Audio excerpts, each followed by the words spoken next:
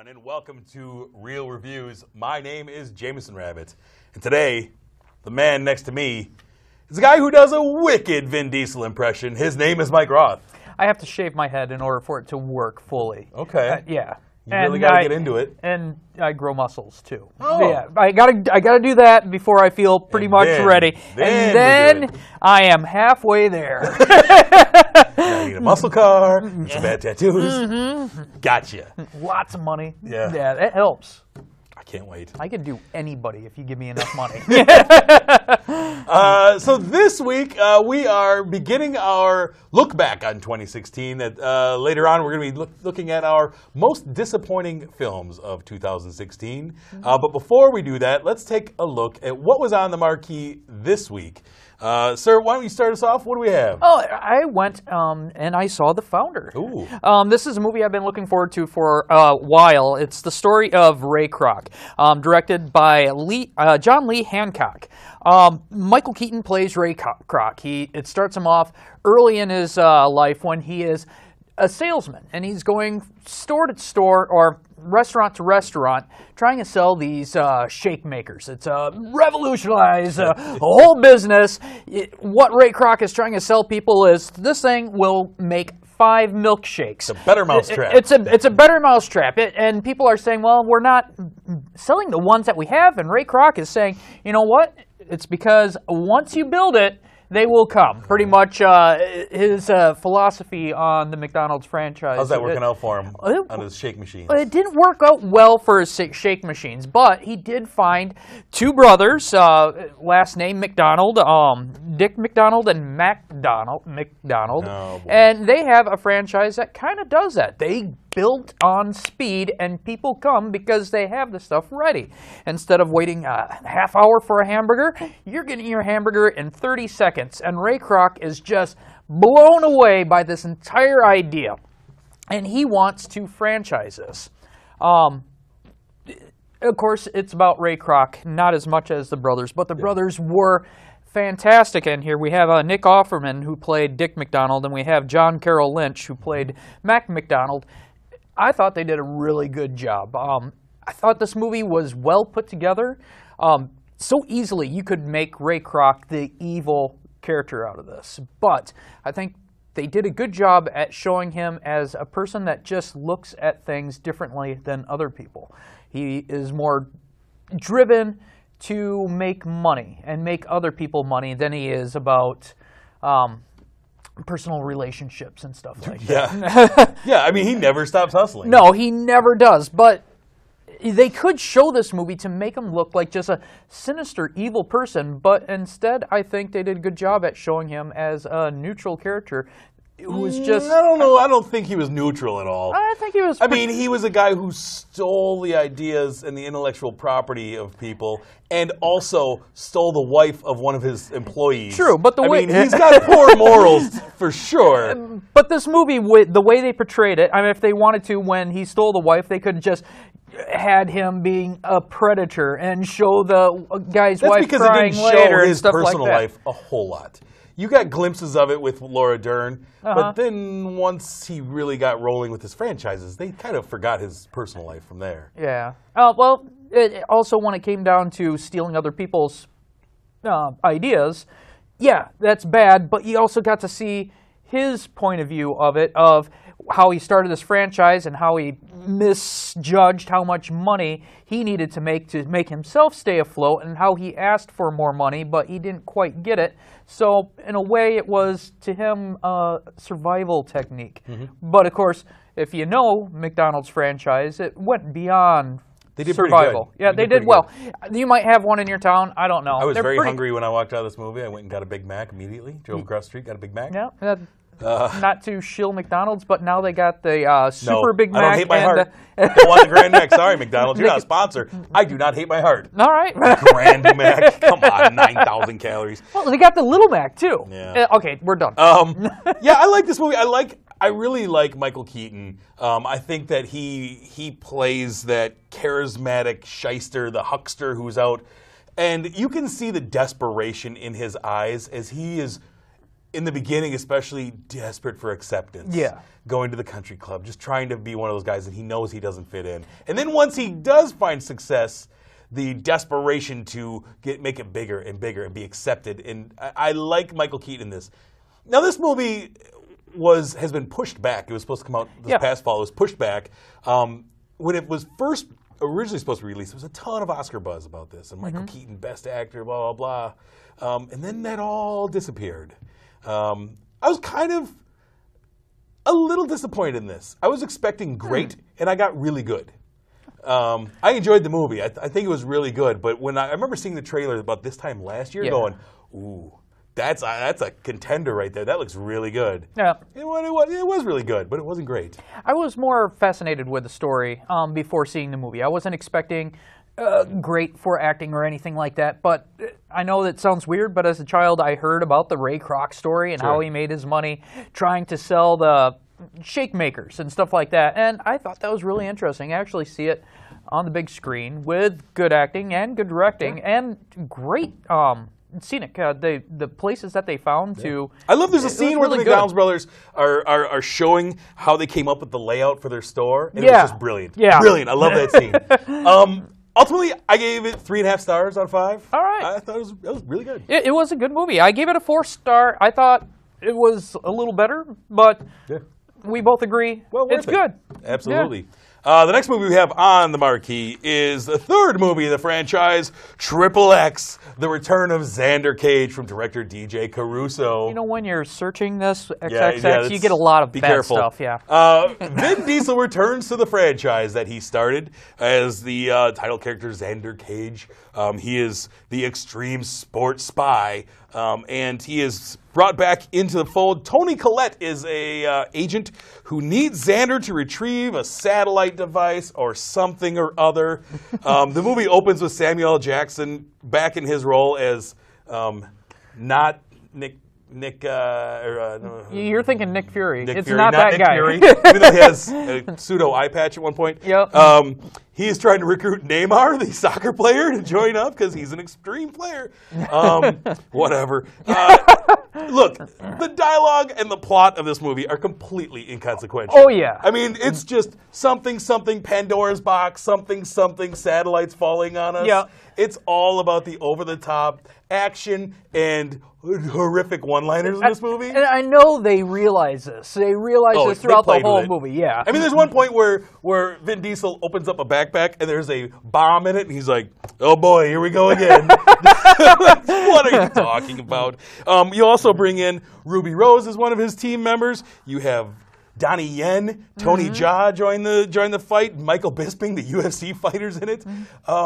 Look, you can give me Donnie Yen and Tony Jaa in all of my movies. Yeah. And I'll be very happy with it. They're pretty entertaining guys. They're pretty terrific. And again, you don't need a plot with those guys. You don't. It's not about the plot. You have Vin Diesel surfing a motorcycle. Yep. Hanging 10 on a motorcycle. I mean, it feels like a movie just built on one-liners. Oh, yeah. You know, I mean, he says, "Safe isn't in my vocabulary." That's how you know he's extreme. This movie was made at a time when extreme was something, and we're still going with that. How long ago was that? I don't know. I want to say like 15 years ago, the first one. Yeah. There's a motorcycle. Yeah, there you go. There we go. So, for me, is this movie good? No. It's objectively, it's a bad movie. Yeah. It's tongue-in-cheek, though, and I appreciate that. Although, one thing that bothered me is Toni Collette was terrible. And she's a good actress, but as the agent, she put in what is already the worst performance of 2017. I was really expecting more out of Ruby Rose. Yeah, but she's not an actress, really. Nah, I guess not. I mean, she's really not. Yeah. But, yeah. I did like the Ice Cube throw-in. It was terrible how they put it in, but it was so bad. It was funny. It felt like it's perfect in this franchise. Yeah, it really did. So silly. And I did like the guy with a stunt driver. Sure. Yeah. Yeah. He was something. He was something. What'd you think? What'd you give XXX? Okay, this movie, I agree with you, not good, but it's fun. And it's got to the point where it was just so stupid, it was good. I gave it a 3. I gave it a 3. I enjoyed the movie. I liked the action. I liked the characters. You could throw away that plot, but that's not what this movie was about. No, not at all. I give this movie 1.5 stars, but look, here's the thing. I can see this in 5 years being a guilty pleasure. Yeah. Because it is so tongue-in-cheek. So it's over the top. With you, it was so bad, it stayed bad. With me, it was so bad, I enjoyed it. Absolutely. Yeah. Yeah. What do we have? What do we have next on the marquee? Well, we have Split. This is M. Night Shyamalan. New movie that... Sorry, I'm going to just jump right into it. Go for it. And look, like all Shyamalan movies, there's a major twist. We have to stay away from that. Okay. So we just have to. We can't spoil it. All right. Well, absolutely, we won't do that. What we have here is we have a movie about a man who has 24 different personalities. He was able to suppress the majority. He's able to cope. One of his personalities, I believe his name was Bruce? Barry, he's in control. But 3 banned personalities that aren't supposed to come to the light. That's what they call it when a personality is able to take control over the body. They end up suppressing all the good guys, and they become the main focus. And they are getting things ready for the Beast. The Beast. The Beast is a character that's never seen the light, but when it does see the light, it will be able to transform the body into something that is beyond what we believe is possible for human bodies. Part of the Beast's thing, in order to come out, is he has to consume impure teenagers, and he ends That's a horror movie trope right there. He ends up capturing 3 teenagers in a local mall parking lot and brings them home, where he gives them flowers and stuff like that, and. Of course, the movie is going to be about those 3 teenagers not really enjoying the experience and trying to get out. Sure. Meanwhile, you also have the side story or 2 side stories. One of the main character, who is Anya Taylor-Joy. She plays Casey Cook. I really like her now. This has been 3 movies in a row where I've liked her. Yeah. Even if I haven't liked the movie. She was Morgan. Yep. She was also the lead in The Witch. Yep. I liked her in both of those, even though the movies were, Yeah. I think she did a great job, and she played opposite of James McAvoy. James McAvoy. Who played many characters. He was Kevin. Yeah, he was Kevin.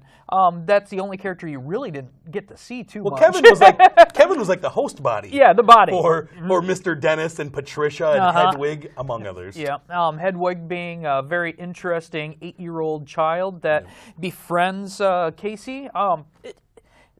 I think the highlight of this movie really was the character who played Dennis, or the multiple personalities. The way he was able to jump from personality to personality, I thought was pretty impressive. There was a palpable sense of dread when he would change from, say, Hedwig or somebody to Dennis all of a sudden. Yeah. I mean, and this is a very physical performance for James McAvoy. Yeah. To take on all these personalities, and you could see it come over him, and you're like, oh, he's not the same person all of a sudden. And, Hedwig being a little kid, he could play it really hokey and over the top, but I thought he played it really well. You could tell that he was an innocent kid who just wanted to be accepted by somebody and the people in power and just do whatever to help them. I really like James McAvoy in this movie. He did a great job. I thought he was pretty tremendous. I wish I could have gotten more of Casey's story. They kind of dropped in little things about why she's the outcast, why she's not really afraid when she's brought into this dungeon. I want to see a little more out of her character. They did have flashbacks to her and her father and her Uncle John, played by Brad William Henke, going out hunting, going camping, stuff like that. But I definitely did want more at the end of this movie, and I believe without telling you the twist, I think they want you to believe there is going to be a sequel to this. Well, they've already announced. Did they? Okay. Yeah, and so, I don't want to ruin the twist. It's Shyamalan. He can't help himself. He has to have a twist. Yeah. If you want to know, just go on the internet because it's everywhere right all now. over the place. My one issue with this, and it's my issue with Shyamalan continually, is I wish he wasn't so in love with over-explaining everything.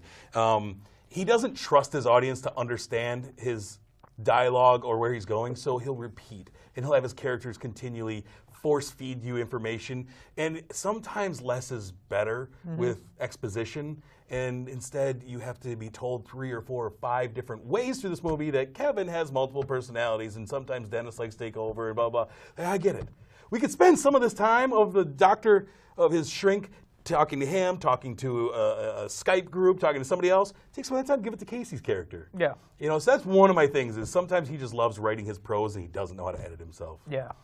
But it's a movie well worth seeing. I did not talking about the twist. I'm just talking about it in general. I didn't care for it at all. It was kind of a disappointer. I knew there was going to be a twist, but once the twist was revealed, I was like, you could have done without that. I liked what we got out of the twist. I don't like how we got there. And I don't want to say any more about it, but yeah. We'll talk about it another time. Ultimately, I gave it 3 stars out of 5. I gave it 3.5. I thought there was some great acting in it. I was in suspense, and that's what this movie was about, was to give me suspense. Good thriller. It was a good thriller. Okay, so as I mentioned earlier, we are taking a look back. Finally, we are getting to the end. We finally got to the end of our 2016 movies. You know, movies come out late, so here we are talking about them. We've been waiting for a window to have some time to talk about them. We're going to talk about not our worst, but our most disappointing films of 2016, because in our minds, the bigger sin is to disappoint. Yeah. Anyone can make a bad movie. Yeah. But to disappoint is more frustrating, to build up expectations and not deliver. A lot of people, once they see a couple of the worst films of the year, they all agree. Yeah, those were the ones that were the worst. And the thing is that this is very subjective. It's what your expectation was going in. Maybe I had a low expectation of the movie, and I go, it was bad, but I didn't think it was going to be good. But you're like, I was hoping it would be really good. Yeah. And the other thing is, for me, at least for my list, not all these movies are bad. Yeah. Some of them I actually enjoy, but I was expecting this, and I got this. I have one on my list that I believe I gave a good grade to. I know I have one. Yeah. But, well, let's get right into it. We're going to run down our top 4. What is your number 4 biggest disappointment? Well, you want to do the... Yeah, we'll save that for the end. All right. Number 4, worst disappointment, was Sausage Party. I actually gave this one a bad review.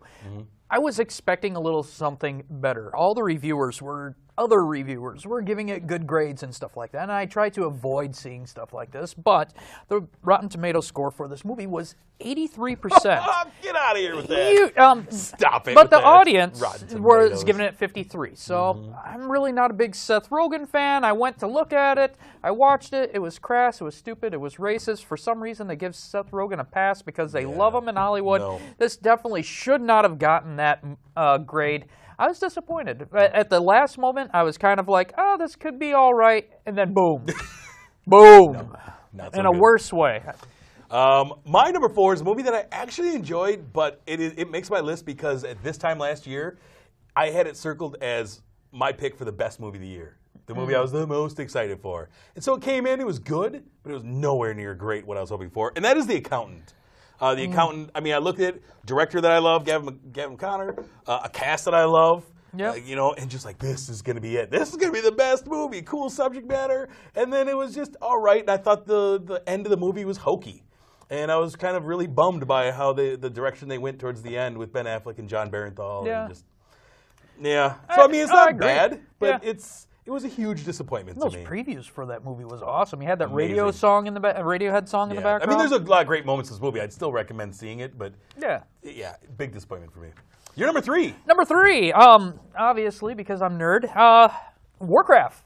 I actually enjoyed this movie. You gave it a decent score. I gave it a decent score, but in retrospect, when you're looking at it, this was a really bad movie. Yeah, they really didn't have the human race diversified enough where it seemed like everybody was the same character. There was terrible acting. It was way long. It looked bad. And I was expecting this to be pretty good so that we could continue the Warcraft franchise and get the whole story on the big silver screen. I don't think it's going to happen. I think... just another disappointing video game movie. Disappointing video game movie. And I'd like to say, let's end the disappointing video game movies. I love video games. I love movies. I wish they could just... The two shall never meet. No. My number 3 most disappointing movie was X-Men Apocalypse. I've been burned by X-Men movies and trailers, and I've gotten up hopes for Wolverine movies and been burned. And this one had a trailer that I was cautiously optimistic about, and I wanted it to be good because I'd liked the previous 2 X-Men movies in this franchise. Yeah. And this one was a flaming pile. And I walked out of it completely frustrated with this and the direction they decided to go. And they opened so many plot holes to their universe. It's like, you guys just can't get out of your own way with this X-Men franchise. It's almost like they have to reboot again. It's like they're afraid to reboot. Like that. they want to reboot, but they don't want to reboot. They want to keep people around, but they're stuck between 2, and they're in this weird paradox of not knowing what to do. And so we as an audience are left with a crappy movie. Yeah, and that's what we got with X-Men Apocalypse. So disappointing. Disappointing. You're number 2, sir.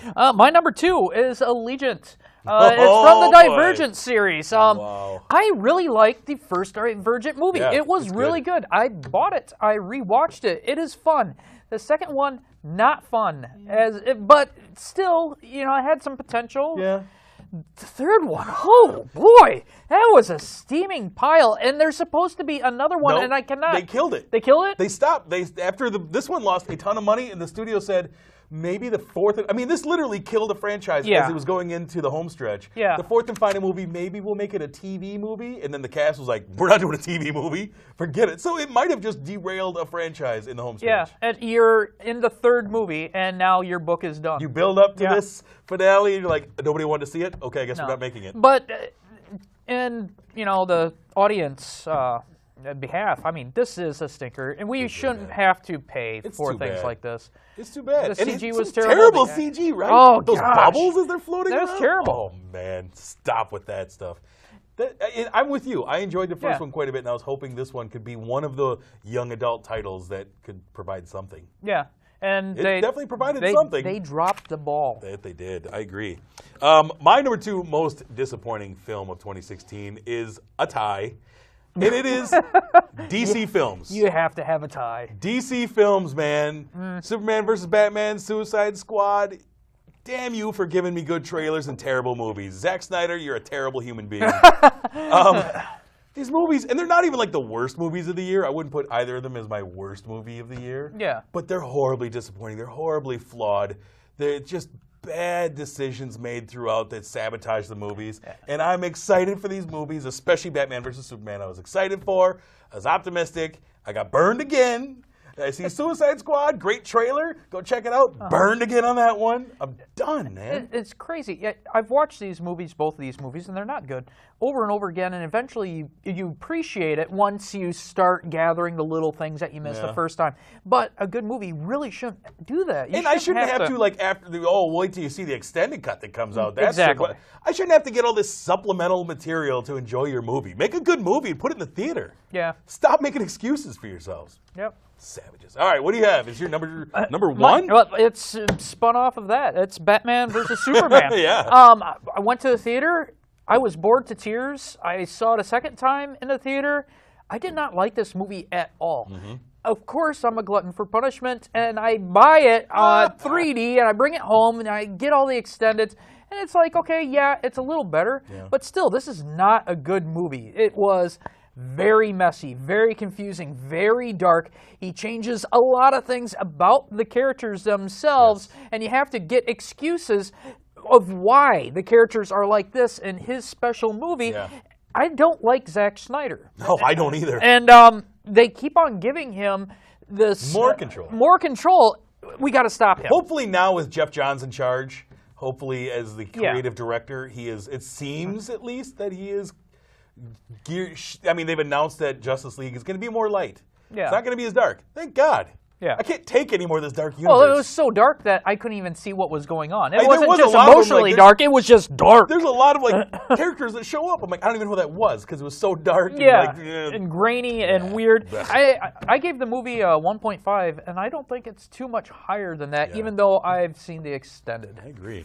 My number one biggest disappointment of the year was Jason Bourne, a movie that I was really excited for, bringing Matt Damon back into the franchise. Mm-hmm. I like Jason Bourne movies. I don't anymore because this movie was horribly boring, and it was just you you finally get Matt Damon to come back, and you come up with a mediocre script. It was super disappointing. So that's why it's my number one. I liked the first one, and then after that, I really didn't like them. Yeah, we don't need any more of these. Yeah. Now, we say these are disappointing, but we have to throw in our worst movies. In our opinion, what was the single worst movie of 2016? And behind the scenes, we're wrestling with us because we have to mention at least one of the worst movies that we thought we saw. What was the worst movie of the entire year for you? Mother's Day. Gosh, that was terrible. I'd like to say it's Gary tied. Marshall, R.I.P. I would like to say it's tied with The Darkness, but The Darkness is so bad that I don't even really consider it a movie. It's something that's already forgotten, except for around the time where people are saying the worst movies. But Mother's Day will be remembered to part of Gary Marshall's franchise. I love those holiday movies. That was terrible. It was extremely bad. No one should ever watch this movie. And it's done by a well-known director with well-known stars and stuff. Yeah. Where The Darkness, even though as bad as it is, at least no one you knew was in it. Yeah, not a lot of people saw it either. No. So that's good. My worst movie of 2016 was Zoolander 2. Oh, Zoolander 2, a movie that actually has taken any good feelings I had towards the original, stepped on them, crushed them. I'll probably never rewatch Zoolander because of Zoolander 2. It was that bad. It felt like scrapped jokes from the first movie that they cobbled together into a sequel 15 years later. Unnecessary. It was a terrible movie. Terrible. Though one of the 3 movies I gave 0 stars to this year. So I'm not going to be able to convince you to do a Blue Steel? No, no, sir. So those are our most disappointing and worst movies of 2016. Next week, we're going to be finally getting into our best movies of the year. We are finally wrapping up 2016, putting the bow on it with our best movies of the year. I'm super excited for that because I have no idea. I know your scores, but I don't know what order you're putting anything in. It's a little bit difficult because I've recently been watching all these small release movies that we couldn't see at the theater. So I've been hunting for them, and I've seen the majority of them that I wanted to see. There's a couple of them I didn't see, 20th Century Women, stuff like that I have not. But stay tuned next week, though, to find out what we loved about 2016. Let's take a quick look, though, before we go at what is going to be coming soon, the weekend of February 3rd. We have 2 movies that will be coming out that week. The first one is Rings, the sequel to the Ring franchise. Much needed. Don't watch that video. There's a girl coming out of a well. That's all I got for you. The second one is The Space Between Us. Asa Butterfield and Britt Robertson. Asa is born on Mars, comes to Earth, falls in love. He does not adjust well to Earth. They've been advertising that one forever, too. Has that been pushed back? I don't know, actually. It feels like it, doesn't it? Yeah. Yeah. But those are the 2 movies we have coming out February 3rd. Before we leave you, we want to thank our sponsor, of course, Marcus Theaters, the Palace here in Sun Prairie. Thank you for sponsoring our show. We really appreciate it. We love sitting in some heated dream loungers and having a big old bucket of popcorn, perhaps in a steel bucket. Yeah, I'm the steel bucket guy. You're the plastic bucket guy. Yeah, we'll see. Yeah, you haven't got that It's yet? like eating out of a popcorn or out of an ice cream pail.